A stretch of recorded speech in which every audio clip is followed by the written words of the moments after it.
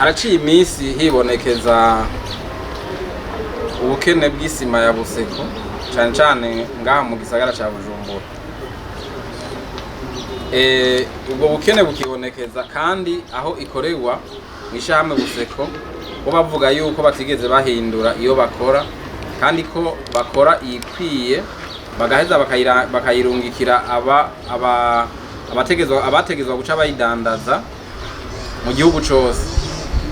Intara zose zirafise abo Buseko ishira iyo sima kandi bagategezwa guca bayidandaza ku giciro kizwi n'amategeko c'ibihumbi 24,500 ku mufuko. Intara rero zose zirafise iyo zitegezwa kuronka ku buryo isima itategezwa gukena.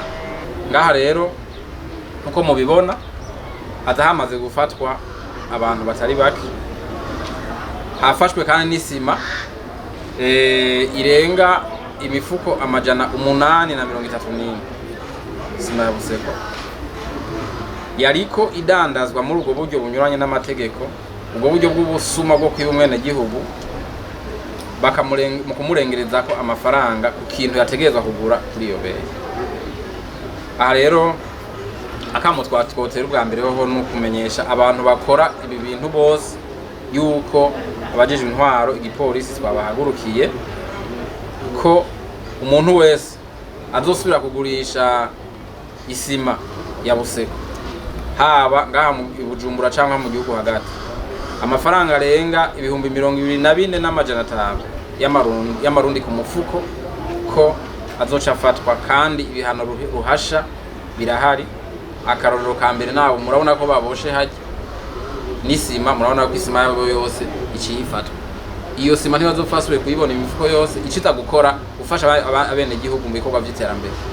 Ko murabona ko abora basuma aribo bambuze.